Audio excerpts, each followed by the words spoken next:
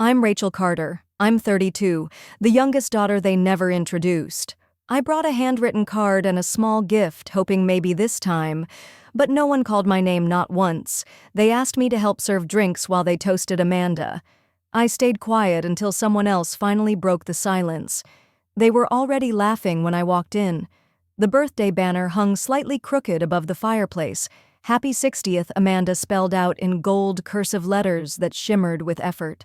Plates clinked, champagne glasses were raised, and Amanda stood near the cake table, glowing under the warm lights like the star she always was.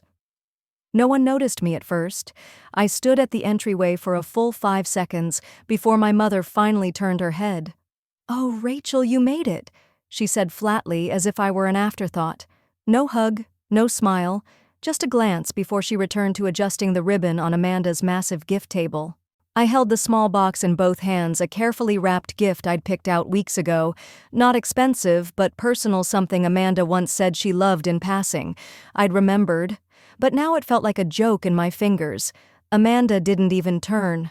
My older cousins were taking selfies with her, and I watched as my Aunt Ruth pushed me slightly to the side without even looking up, trying to get a better shot. I stepped aside. There was a time when Amanda and I used to share clothes, sneak midnight snacks, and whisper secrets under the covers. That was before college, before she got the job at the firm Mom adored, before I dropped out to care for Grandma when her hip gave out, before I became the burden.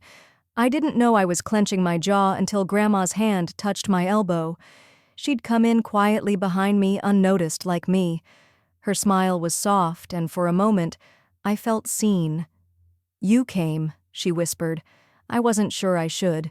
She squeezed my arm. "Let's sit at the back." So we did 2 seats near the patio doors, slightly off-center, barely within the circle of celebration. From there, I watched as Amanda gave a speech. She was graceful, of course, talked about family values and everyone who made me who I am. Her voice didn't waver, but it skipped over me. My name wasn't mentioned. Mom beamed as if Amanda had just won an award. Dad, silent but proud, raised his glass. Then came the laughter. It started with a toast from Uncle Henry. "To Amanda, the golden one, our pride and joy, the one who never gave her mother a headache." Everyone laughed. Then Aunt Ruth added, "Not like that one, what's her name? The one who always had projects but never results." The room chuckled again. They were talking about me, in front of me, as if I wasn't there. Even Amanda smiled. I smiled too, but my face felt foreign. I set my gift down quietly at the edge of the table where it wouldn't be seen, where it wouldn't compete. When I excused myself to the bathroom, no one noticed. In the hallway, I passed the mirror and stopped. My reflection looked calm, controlled. I adjusted my hair, smoothed my dress. Then I heard it through the thin wall, clear as crystal. Amanda's voice. "She shouldn't have come. She makes things awkward." I didn't blink. I simply turned and walked back to my chair, sitting beside Grandma, who offered me a slice of cake. I declined. She didn't ask why. The candles flickered. The lights dimmed. Amanda's second round of applause filled the room like a wave I couldn't escape, so I stayed still. I didn't cry. Not yet. Grandma tapped her fork against the edge of her plate, gently creating a soft clink that cut through the hum of laughter. I glanced at her. She wasn't eating either. Her eyes weren't on Amanda or the table or the glittering display of balloons. They were on me. "You're handling this better than most," Wood, she said, almost like she was reading my pulse. I gave her the smallest smile. "I'm used to it." She didn't say anything else. She didn't need to. Across the room, Amanda was opening gifts now. Huge boxes wrapped in shiny red and gold paper, leather handbags, designer shoes. One by one, the crowd oohed and ahed.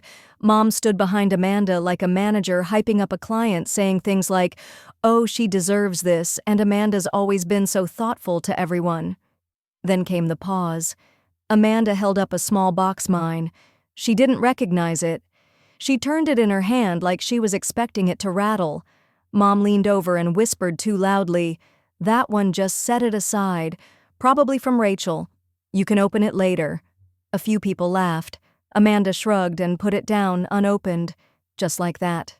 I didn't shift in my seat. I didn't move. but something inside me folded in on itself quietly, precisely, like a page turning mid-sentence. I glanced down at my dress. It was simple. Pale blue soft fabric, something Grandma had sewn for me last spring. I liked how it made me feel grounded, present. But now, in the sea of sequins and champagne flutes, I looked like a shadow from a different story. Uncle Henry walked past me to grab more wine, didn't even look my way. Then Amanda called out, "Oh guys, remember that trip we all took last summer? Gosh, that was the best. Just the family. No drama." Everyone laughed again. Because I wasn't on that trip. I remember the text from Mom that week. "It's more of a siblings thing. You wouldn't fit the vibe." I deleted it after reading it twice. I stood up to get some air. Grandma didn't ask where I was going. She just nodded once, slow and quiet, like she understood something even I hadn't admitted yet.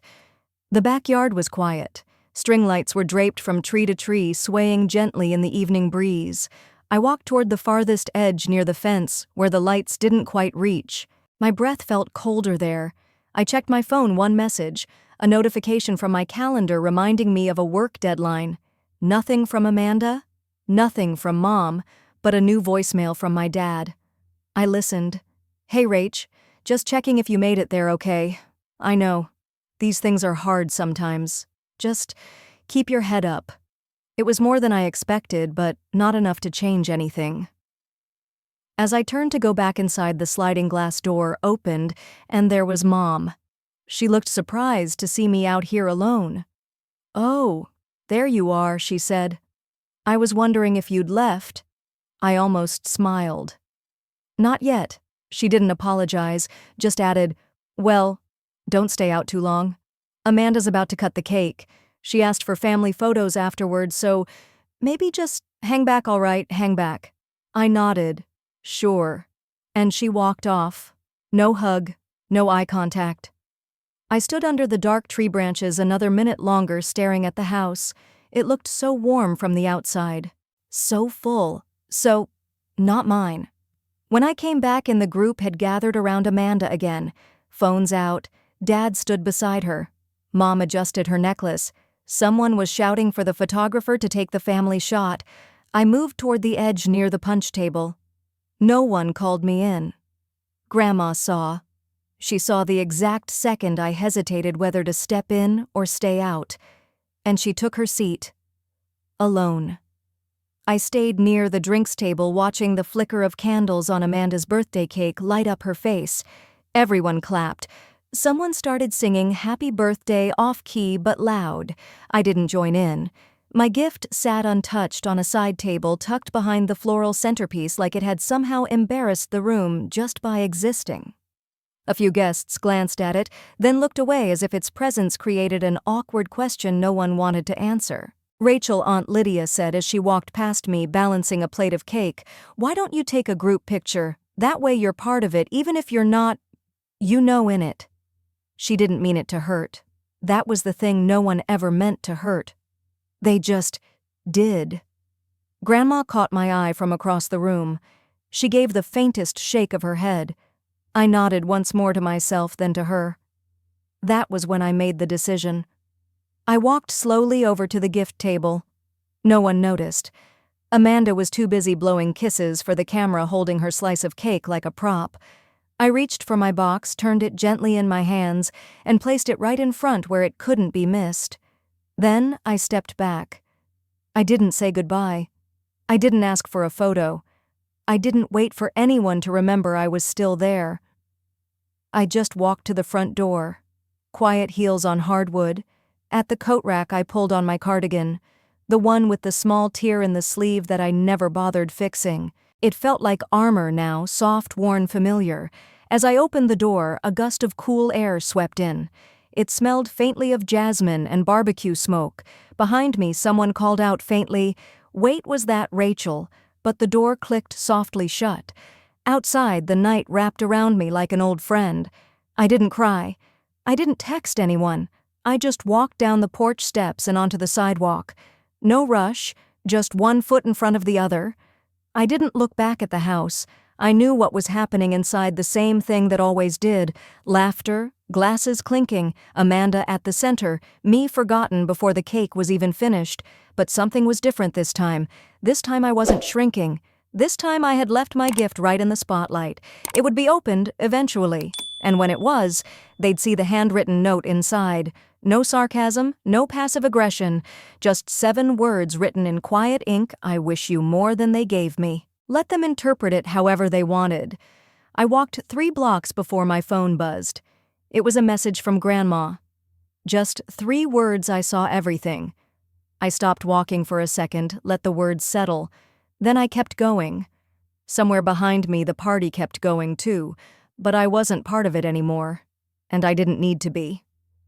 The Monday after Amanda's birthday, I went back to work like nothing had happened. My desk at the nonprofit was tucked into a quiet corner between the copier and the break room, a little cramped but peaceful. I liked it that way.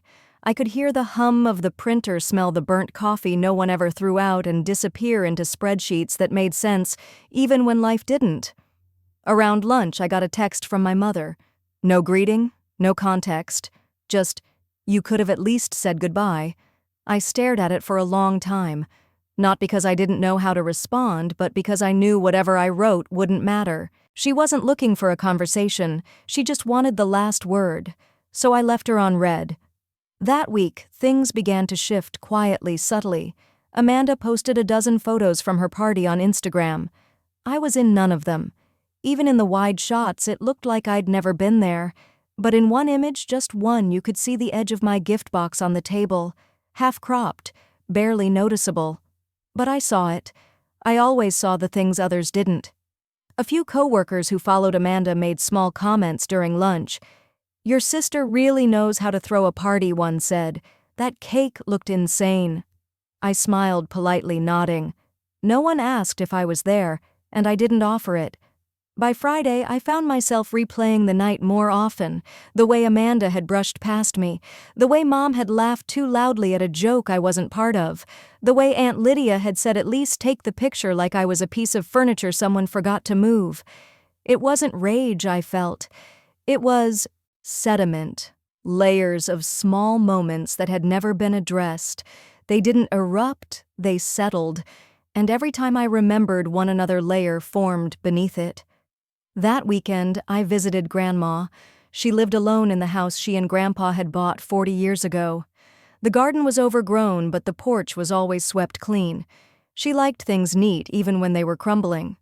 When I arrived, she was already on the swing, a blanket over her knees, sipping sweet tea like a woman with all the time in the world. "You didn't eat cake," she said before I even sat down. "No," I replied. She nodded slowly. I saw the note. That made me pause. She didn't ask why I wrote it. She didn't comment on the handwriting. She just said it like it was something that had simply happened. "I left quietly," I said after a while. I know she answered. That's what made it so loud. We didn't say much else, but when I left, she pressed something into my palm. A folded envelope. Inside, there was a photo, me, Amanda, and Grandma at a fair from years ago. Amanda had cotton candy on her face. I was holding Grandma's hand. The only one looking at the camera was me. On the back, Grandma had written, "They never saw how much you noticed." But I did. I didn't cry then. I just tucked it into my purse and drove home in silence. The following week brought Amanda's next big event, a bridal expo she was co-hosting for her lifestyle blog. It was an invite-only event, though the invite had circulated pretty freely online. I got one in my inbox. Subject line, "Can you help with check-in body?" "Hey, need an extra pair of hands for the expo. Should be easy stuff. Let me know." No signature. No thanks. No acknowledgement of what had happened. I didn't reply. 3 days before the expo, Amanda sent another message, this time in the group chat labeled Carter Women. "Rachel, can you pick up the custom name tags on Thursday, store closes early?" Not a question, a task. I typed, "I'm working all day," then deleted it. Typed, "Maybe ask someone else," deleted that too. Eventually, I just put, "I won't be attending." No one replied. The next day, I saw that Mom had removed me from the group chat. Just like that. No fanfare, no fallout. That Saturday, I sat on my couch with a mug of peppermint tea and watched the expo unfold on Instagram. Amanda was glowing in her white jumpsuit surrounded by flower walls and champagne glasses. In one video, she clinked glasses with Mom and said, "To the women who always show up." The camera panned, catching a round of applause. Someone off-screen laughed and said, "Rachel, who," and the room laughed. Even through a screen, I felt it. The hollow punch of a joke where my name should have been a person.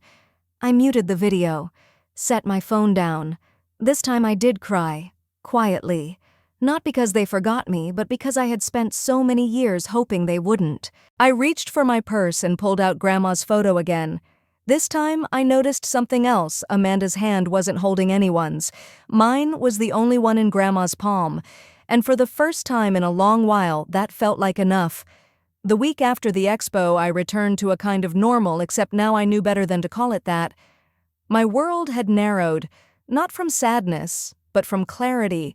The women in my family had drawn a line, and for once I didn't try to erase it or step over. I just stood where I was and let them keep their side. Then came the wedding shower. Amanda's wedding wasn't for another 2 months, but the preparations had begun in full swing. The shower was to be held at Aunt Lydia's lake house. Pastel theme, brunch buffet, a harpist. Amanda had posted the invite graphics online, white script over baby pink roses in every corner. I hadn't received an invite. Instead, I got a call from Aunt Lydia the night before. "Hi, sweetie," she started, overly bright. "I know there's been tension, but we really need someone to take photos. You're always so good with your phone camera." There was a pause, like she expected gratitude. I said nothing.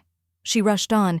"It's not that we're excluding you, it's just the seating is tight, and Amanda's friends from her yoga group will be there, plus some influencers, and you know how Grandma gets about the music?"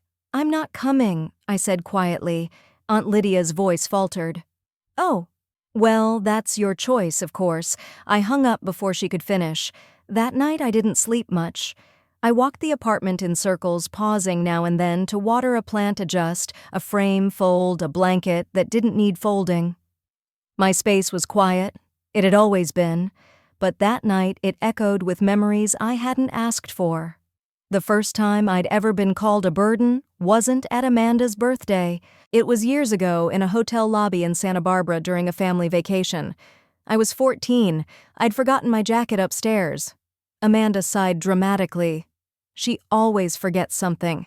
Mom had looked at me, lips tight. "She'll outgrow it, hopefully." But she'd said it in front of the receptionist, like I wasn't even there. And now, nearly 2 decades later, nothing had changed. Except I'd grown into a woman who didn't forget, but who everyone still treated like she did. 2 days after the shower, I got a package in the mail. No note, just a cream-colored box tied with satin ribbon. Inside, a candle labeled "Bride's Sister," a set of face masks, and a tumbler with the words "Team Amanda" in gold script. I stared at it for a long moment before realizing this wasn't a gift, it was a prop. Something meant to be posted, tagged, and used as proof that everything was fine. I left it all in the box and slid it under the bed. The next morning at work, I found myself staring at a blank spreadsheet. My fingers hovered over the keyboard, but my mind was elsewhere, at the lake house, the harp, the laughter I wouldn't hear. I wasn't sad. I wasn't even angry. I was tired. That weekend, I took a walk through the old neighborhood, the one where we'd all grown up. The house was still there, cream siding, blue shutters, slightly crooked mailbox. Someone had repainted the door. I stood on the sidewalk for a moment, watching the wind move through the trees. Then I walked to the back alley where we used to play as kids. Amanda would always climb the fence first. I'd hesitate. She'd say, "Don't be such a baby." And then Mom would call us in, always for her, never for me. I didn't linger. On my way back, I stopped by Grandma's again. She was baking apple crisp this time. The house smelled like cinnamon and sugar, like safety. We didn't talk about the wedding. Instead, she handed me a small notebook. Worn edges, cover faded. "I used to write things down," she said, "things I wanted you girls to know." I opened it later that night. Page after page, her handwriting filled the lines. Some notes were recipes, others were bits of advice. But on one page near the center, she'd written, "The one who stays silent often sees the most." I didn't know if she meant me, but it fit. A week later, I got another group chat notification, new group bridal brunch planning, members Amanda, Mom, Aunt Lydia, and me. No one said anything about why I was added. There was just a stream of messages about mimosa bars, place settings, and Rachel can take care of the napkin folding. This time I didn't respond. Instead, I clicked the group name and quietly left. No drama, no explanation. And when Amanda texted me directly just a thumbs-up emoji to my silent exit, I didn't reply. But I did something else. I went to the closet, pulled out the candle box, and took a photo of it sitting unopened on my table. No caption, just the image. I posted it to my story for exactly 1 hour, enough for them to see. Then I deleted it. It was petty, I knew that, but it was mine. A few days later, I ran into Mom at the grocery store. It wasn't planned. She was at the bakery counter holding a tray of mini cupcakes with pink frosting, likely for Amanda's next event. She saw me before I could turn away. "Oh," she said, eyes scanning me quickly. "Rachel." "Hi," I offered, keeping my tone neutral. There was a beat of silence, then she asked, "Are you free next weekend? Amanda wants to do a trial run of her entrance walk for the ceremony. It's a whole thing." I blinked. A rehearsal for walking into her own wedding. She laughed like it was obvious. "There'll be music, and she's nervous about how the dress flows." "I'm not in the bridal party," I reminded her. Mom's smile faded slightly. "Still, it'd be nice if you showed up." "Would it?"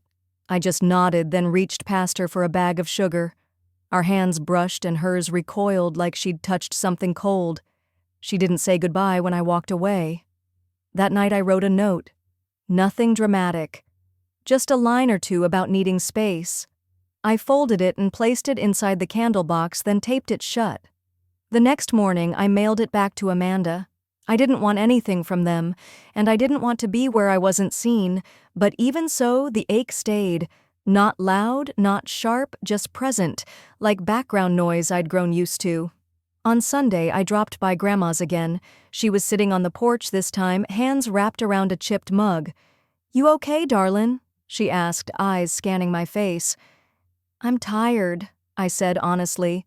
She nodded slowly, like she understood more than I could put into words. Sometimes she said people don't realize they're shrinking someone until that person stops fitting into the mold they made. I didn't reply, but her words stayed with me. That week I returned to a side project I'd shelved months ago, a small digital archive idea focused on women-led family businesses across generations. I had dozens of notes, interviews, half-edited videos. I wasn't sure why I'd stopped. Maybe because no one had cared when I'd shared it last Thanksgiving. But now I worked quietly. No announcements, no invitations for input. Just me. One afternoon, as I uploaded a new clip, I noticed a message request on my work email. The name made me pause. Melissa Jennings, a mid-tier editor at a lifestyle media outlet. "I came across your heritage project," the message read. "We're doing a feature on overlooked digital creators with strong storytelling. Would love to chat if you're open." I sat still for a long while. Then I smiled. No one in my family had shared it. No one had commented or clicked like. But someone saw it anyway. And that was enough. I didn't plan to attend Amanda's wedding, not until the envelope arrived. It wasn't a formal invite, just a plain ivory card with my name printed in faded ink and a single sentence. "You're welcome to come if you sit near the back." No greeting, no warmth. Still, I held it in my hands longer than I should have. The ink smudged slightly from where my thumb rested too long. I placed it on my desk and didn't touch it again for days. But something shifted. I didn't go because I wanted to be there. I went because I needed closure. The day of the wedding was unseasonably warm. The venue was a converted greenhouse glass walls, rows of white chairs lined along a path of trimmed lavender and small chalkboard signs Amanda probably thought were rustic chic. I arrived 10 minutes early and took my seat in the very last row just as requested. No one turned to greet me. My mother glanced in my direction once, then looked away. Amanda never even saw me. She was too busy fluttering around with her bridal squad, the hem of her gown constantly being adjusted. But Grandma. She caught my eye and gave a soft nod. Subtle, but certain. As the music swelled, Amanda walked down the aisle like a scene from a wedding blog. People smiled. Phones came up to record.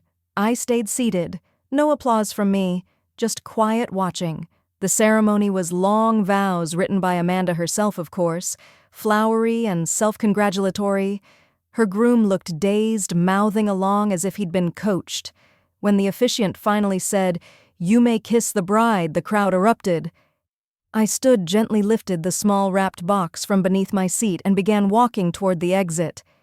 That's when the whisper started. "Is that Rachel?" I didn't pause. The box was small, flat, wrapped in gray paper with a navy ribbon. Inside was a hand-bound photo book I'd made 6 months ago, pictures of Amanda and me growing up, family moments she'd forgotten, notes in my handwriting beside each page. A gift I'd prepared back when I thought I'd be her maid of honor. I placed it on the gift table, then kept walking. The sun was beginning to dip, casting gold through the glass walls. As I reached the door, I heard something fall, maybe a fork, maybe someone's phone. Then Grandma's voice. She was never the burden. You just couldn't see past your pride. Silence followed. I didn't look back. I walked to my car, unlocked the door, and sat inside for a moment. No one came after me.